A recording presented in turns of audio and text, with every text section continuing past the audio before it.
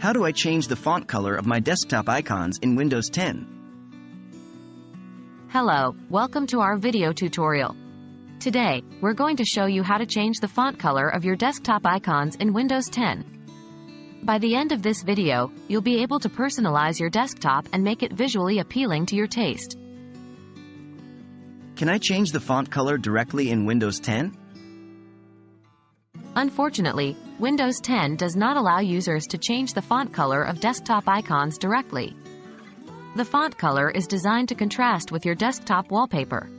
However, there's a workaround to this, and we'll explore that in the next section.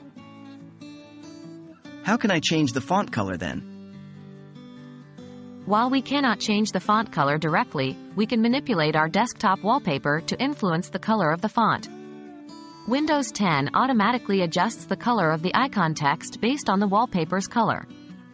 For a lighter font color, if you want the font color to be lighter, like white, you need to set a dark or black-colored wallpaper.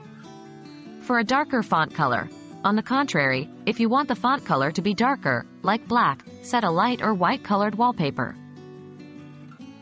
How to change the wallpaper? To change the wallpaper, follow these steps. 1. Right-click anywhere on the desktop. 2.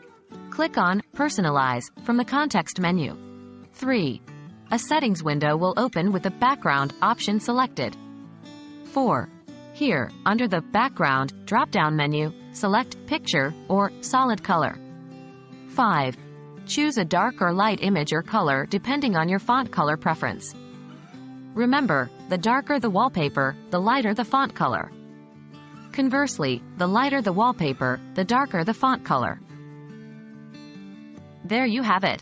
While there's no direct way to change the font color of desktop icons in Windows 10, you can still influence it by adjusting your desktop wallpaper.